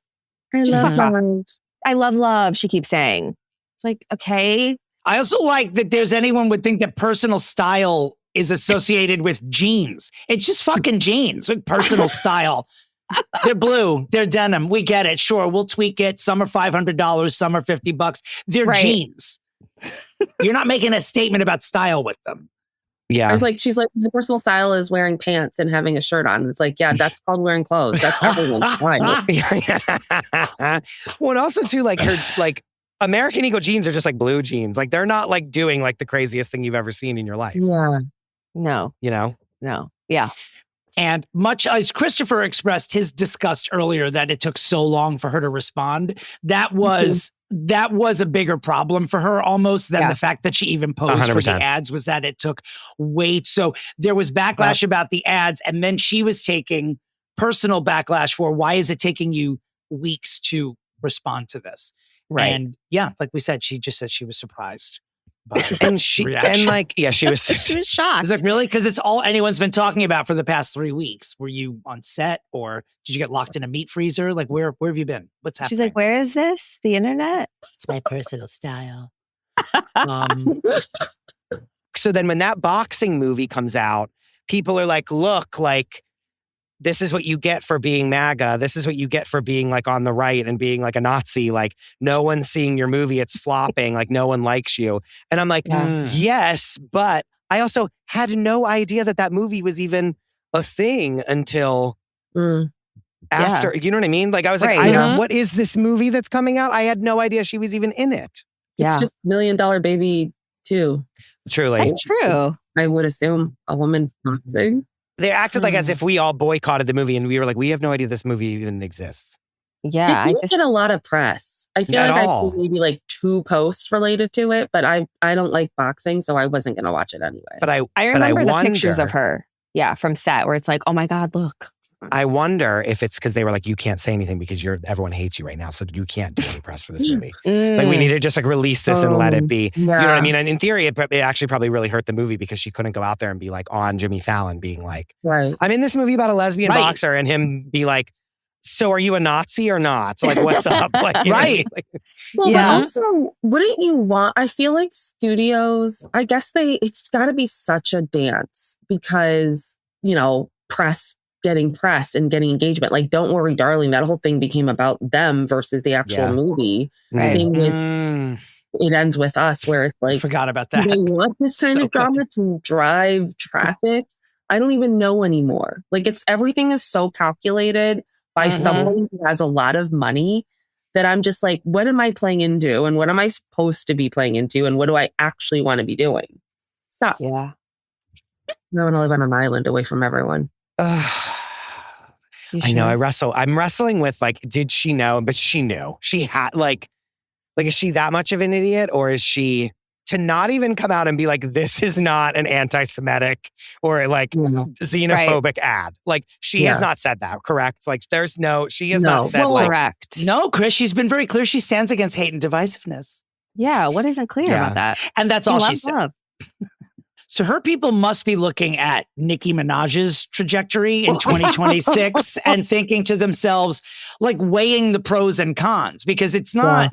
So because our side, it's just a mountain of cons. There are no pros for me with Nicki Minaj, but I'm not the half of the country who sees a mountain of pros for her. So right.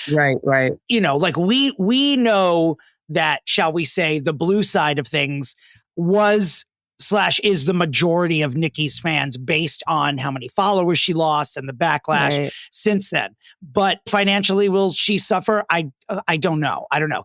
Are the red states now overbuying Nicki Minaj's music? I truly have no idea. I would find it very hard to believe. But I'm sure that Sydney Sweeney's team is looking at Nicki Minaj as like some sort of like a ground zero moment for when celebrities go whole hog on politics. How is it going to affect you? Also, it's different for if I may use the word vocalist in quotes, it's different for a vocalist, I think, than it is for someone who's strictly an actor. I think there's nuances there. Right. I feel like singers are supposed to be political, you know, in some way, or it's accepted more. Yeah. Not to quote our Queen Wendy Williams, but should she suffer? Clap if you think she should suffer. That's how I feel. Oh my gosh, that's the other thing is she's not even like, okay, I'm not going to do anything now and let me disappear. She's like, I have a bra line. Like, I didn't even put this in my mind, Aricia, until you brought it up, that she has this bra line called Siren, which when that came out, I texted our group chat of me, Dominic, and our friend Rebecca saying that's a really weird way to spell Aryan, is what I said. And then she went on and hung them from the Hollywood sign, which was which is like, you're not allowed to go up there. So it's like technically illegal. And like, she could get like arrested for like trespassing. And like, it was her way to try to do this like edgy thing where she now has all the things of when she like signed her like little MAGA life away, like to Ursula, like all these things were already set in motion. And now she just has to go through the motions of all of them. Do you know what I mean? Like, that's how I feel. It's like she was going to have this line like 5 years ago and she had like signed up to do it. And now even though the press is terrible for her, she like must do it to fulfill the contract. Her Jeff Bezos backed bra line. 100%. Yes. And Lauren Sanchez was like, do you want a line? What do you want a line of? Bras because you have huge tits? Like, great. Yeah. Like, you know Last what I mean? I knew, Amazon was hurting for money. That's why they canceled all of our shows and livelihood. Yeah. And fired those journalists. But I agree with a lot of what's being said here. I'm boiling what I think about Sydney Sweeney down to someone going up to her and saying, what do you think about the accusations that you are MAGA Barbie? And her response is just, what do you think of my tits in this new brassiere? Like, and that's it. So like that, I now, after having spoken about it with all of you, I will say I do think that she is that stupid.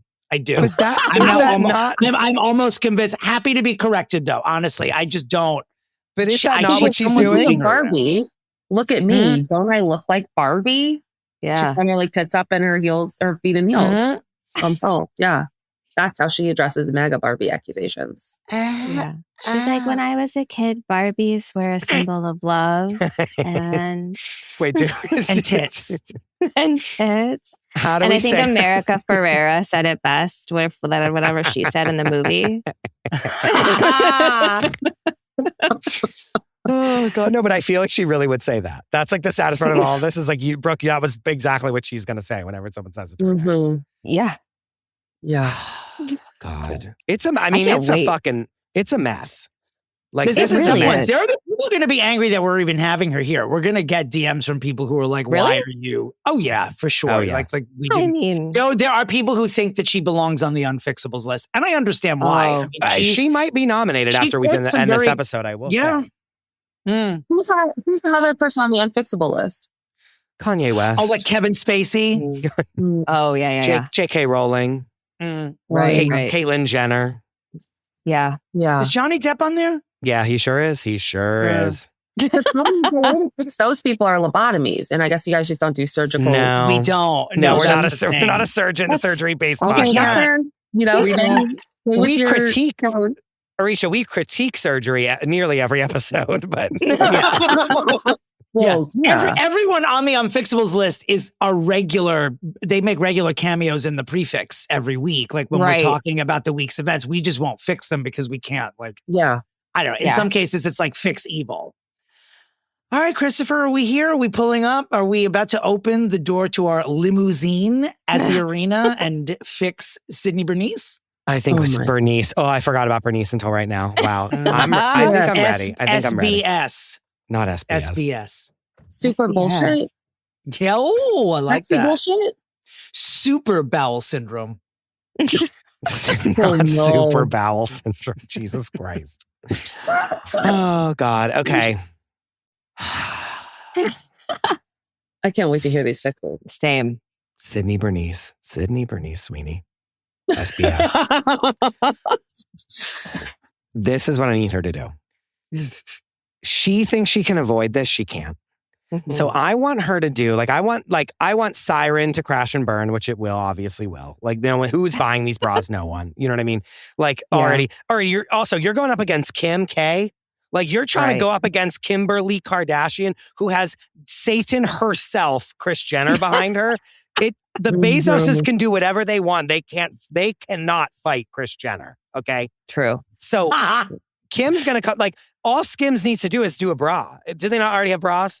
I think they have Oh, bras. they don't. Yeah. If they don't, she will tomorrow, and she'll crush Sydney Sweeney's line. It doesn't matter. So, like, Well, they have the hard nipple bra. yeah. Oh, you're right. So yes, she has bras. They have bras with nipple hair at Skims at this point. Like, that they're doing all of this. Yeah, because they have nipple bras too already. Yeah. Yeah. So, like, you're a dumbass one. This is all going to crash and burn. She's never going to get a role again because no one wants to work with her because she's mad. Like, the whole thing, they're going to be like, the press of this will be a nightmare. So we can't have her in roles. Like, that's already happening. So and again, when Euphoria starts to come out, that half of the like Gen Alpha kids that watch it that are like all non-binary are going to be like, this fucking Nazi bitch. Like, I'm not watching this fucking show. You know what I mean? So, Yeah. So they're like out on her.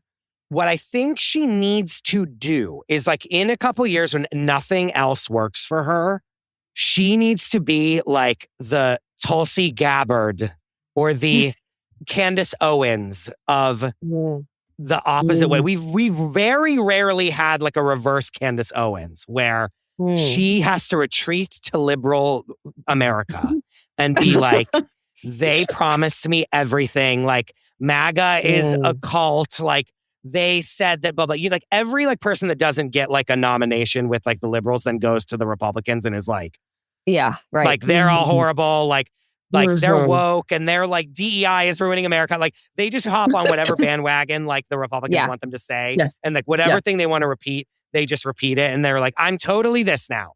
I need her to do that, but in the opposite, where she's like, they told me to not say anything about the American Eagle jeans ad, and my representation like told me not to do any of this, and like, oh, we're not even talking about the fact that she's dating Scooter Braun, who's like a known hated person.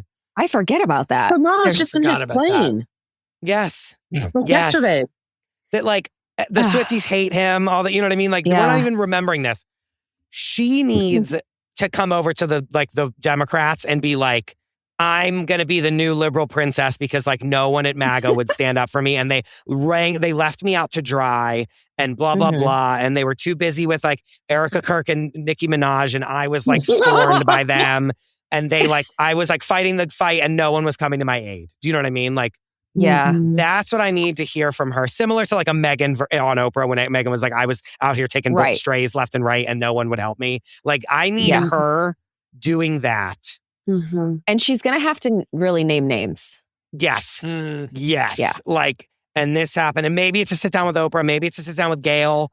Maybe it's a sit down with someone. But like, where she is like, I was falling in line and shutting the fuck up and it ruined my career. And like, they all stepped all over me. And here's all the laundry list of people that fucked me over.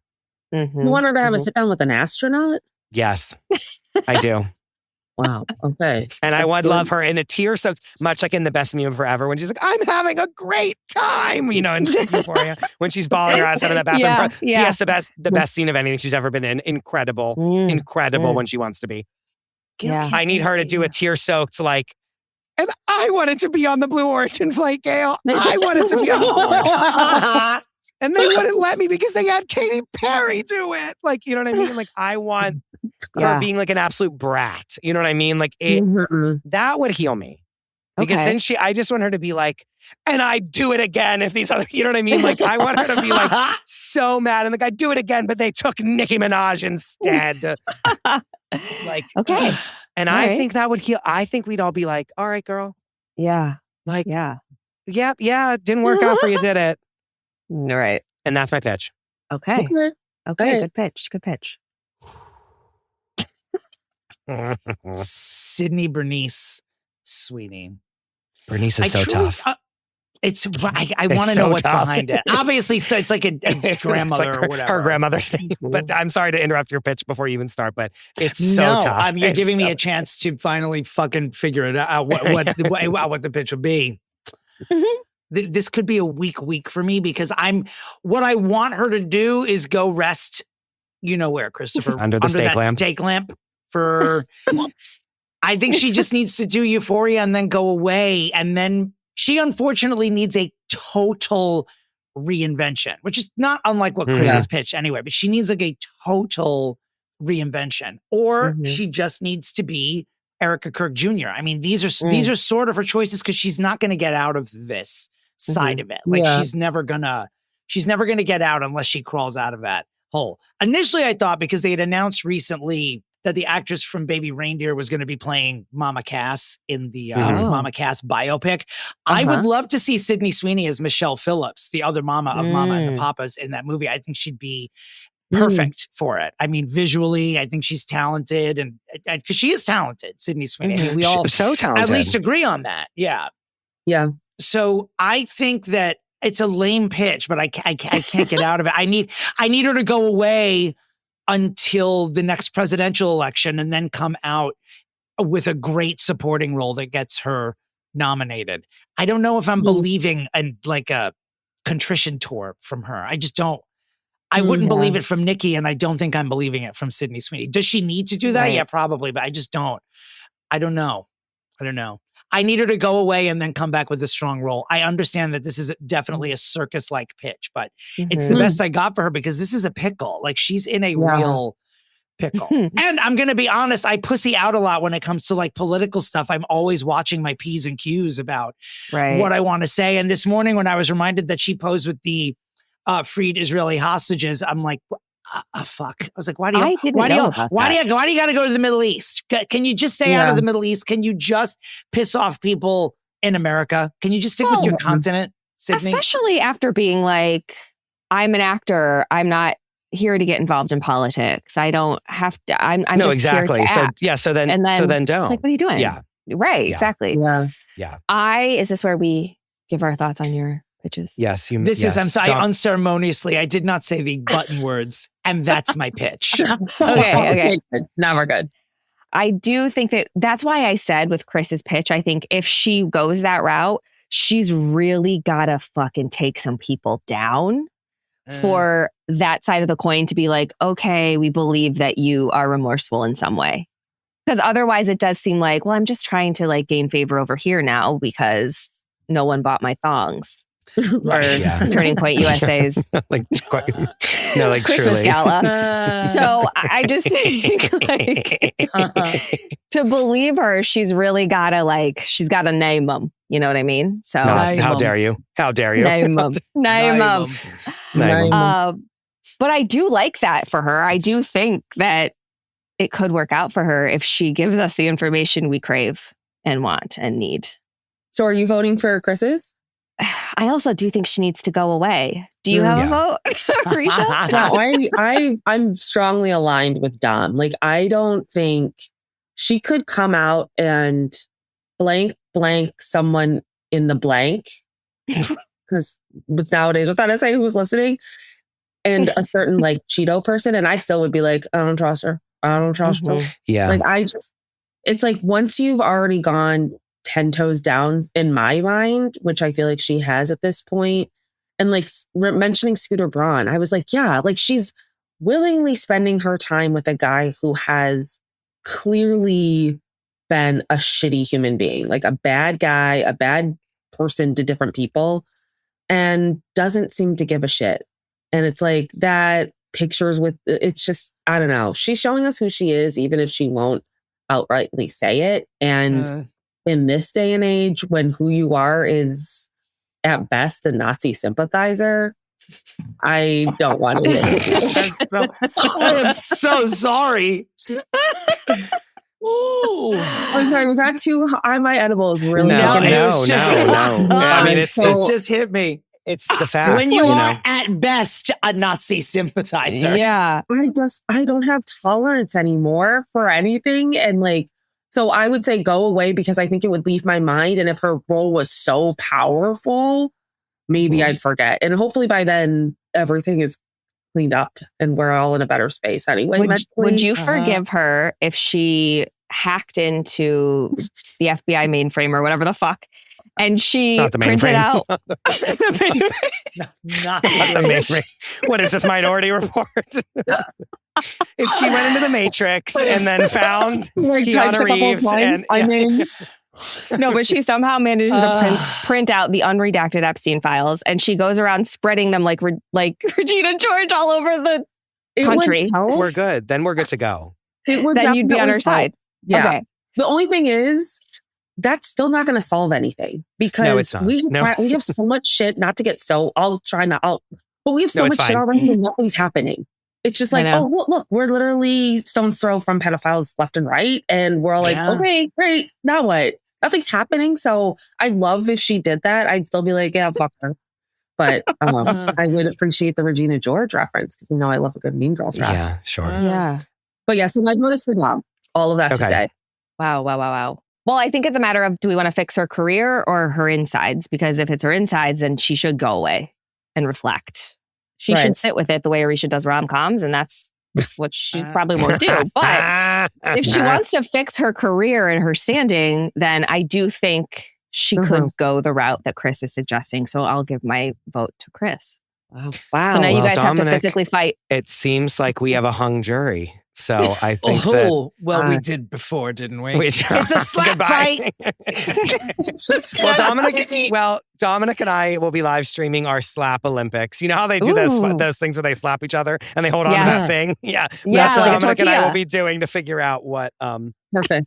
No, it's a tie. We haven't had a tie in a while. We love a tie. Do we do a vote or do we just tie? Do we go to a Patreon vote or should we just tie? Oh. No. Should we actually do a vote about if we should do a vote and see if they want to weigh in or if they're happy it's a tie? Yeah. Do that. I think it's a tie. Let's do a tie. Okay. We even have Both one good in a ideas. Both good ideas. I think it's a tie. Both great. Yeah. And maybe it's a combination of the two, honestly. Yeah. You know? Yeah. So I think a tie fits. Okay. This has been a whirlwind, as we know. Yeah. Brooke and Aricia, please tell everyone where they can find you guys and where they can listen to Almost Famous. Okay, well, you can listen to Almost Famous anywhere you get your podcasts. Like we said on Patreon, we have a lot of fun, unhinged shit to get into over there. You can follow me at Brooke Siffrinn, and you can follow Aricia at Aricia Skidmore-Williams, and you can follow the podcast at Almost Famous Pod on Instagram. Dominic, where can people find you? Christopher, my website is dominterry.com. My Instagram is at Dominic Pupa. My TikTok is at Dominterry. And you can also find Fixing Famous People Pod on TikTok as well. Christopher, where can the listeners of our podcast find you on the World Wide Web? I hope I said that as slowly as it sounded on this end. You can find me at the Krista Rosa. You can find the show at Fixing Famous People, and you can find the Patreon at patreon.com/Fixing Famous People. Aricia and Brooke, thank you for being here. I wish you all well. And as always, where's Shelley? Goodbye. And where's Nancy Guthrie?